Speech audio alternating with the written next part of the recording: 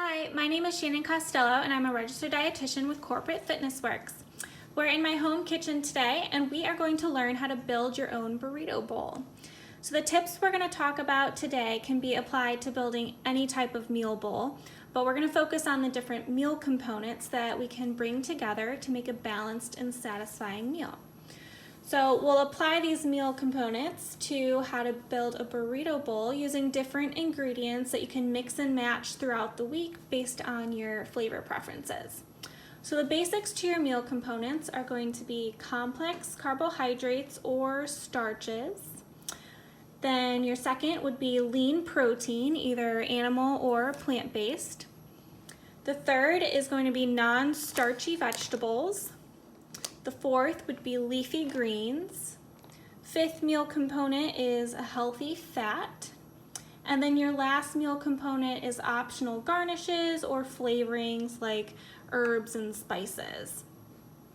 So these meal components all come together to meet the different food groups, which will give you a meal full of fiber, vitamins, minerals, and lasting energy. So let's look at how we can apply this to our burrito bowl. With the first meal component being a complex carbohydrate or starch, you can either use brown rice, you can use quinoa, or I like to also use sweet potatoes, which is a starchy vegetable. You can also use corn. If you're meal prepping for several days and you're making a variety of bowls, you can either alternate between those different ingredients or you can use a combination of half and half. So that's what I like to do. I went ahead and I cooked some of this brown rice in a low sodium vegetable broth. This would be meal component number 6, adding a little extra flavor. Again, try to use a low sodium when you're choosing a broth. I also added some of the spice cumin. Now cumin is a really good spice in that it has similar properties to baby aspirin. It acts like a blood thinner, so it's really good for circulation. It also has some gut healing properties to it, so I like to add that to my cooked rice here. I'm also going to go ahead and dice up some sweet potato and add some flavoring like paprika to this. And I'll do that when I come to my non-starchy vegetables because as a meal prep tip, we'll want to cook those all together to save time and energy. The second meal component is lean protein. So you can either use shredded chicken breast, lean beef, or make it meatless by using beans like black beans or pinto beans, which go great in a burrito bowl. Again, if you want to pump up the flavor, try cooking your chicken or beef with dried herbs and spices. I would recommend paprika, cumin, chili powder, of course. Oregano is actually a really good Mexican-inspired dried herb, or if you want to really spice things up, you can add some cayenne pepper. The third meal component is non-starchy vegetables.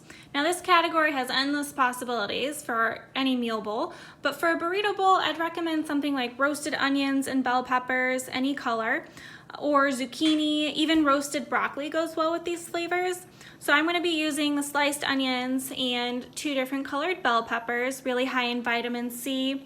And you can either use fresh or you can even use a frozen mixture. This is really good to keep on hand if you're short on time or if you travel a lot, you're coming back from a trip and you need something healthy. Just have something like this in your freezer so it's easier to prep. So a meal prep tip that I'd like to recommend to save time when you're roasting your veggies, you want to do it all on the same pan and at the same time. So I'm going to go ahead and dice up my sweet potato. Since the sweet potato is going to take a little longer, I'll pop this in the oven, and then while that's baking, I'll get started on slicing my peppers and onions, and halfway through the potato cooking, I'll add my onions and peppers and I'll let them finish roasting.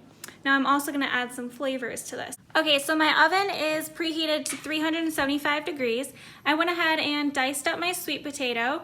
Pro tip, the smaller you dice, the quicker they'll cook. So I'm going to add some avocado oil, and I like to fill the cap of my oil bottle because that's about 1 tablespoon.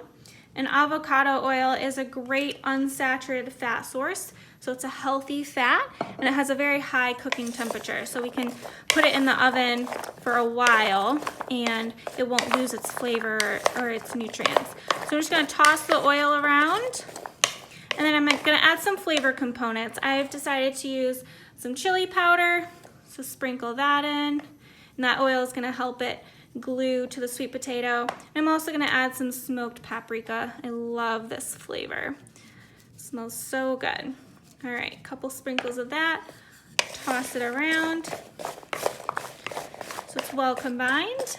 And I'm just going to lay this in a single layer on my baking sheet that I've lined with a reusable sheet here.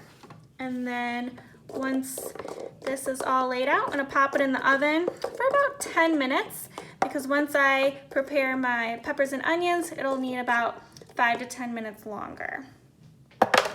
So while my sweet potatoes were in the oven for about 10 minutes, I went ahead and prepped my onions and bell peppers. I did the same thing, adding some avocado oil, paprika, and chili powder. So I'm going to go ahead and add these to the other half of my baking pan.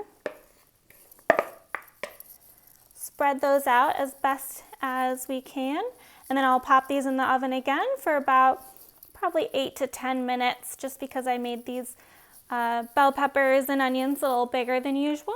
So we'll roast those until they're softened and smelling delicious while I prep my other ingredients. The fourth meal component is leafy greens.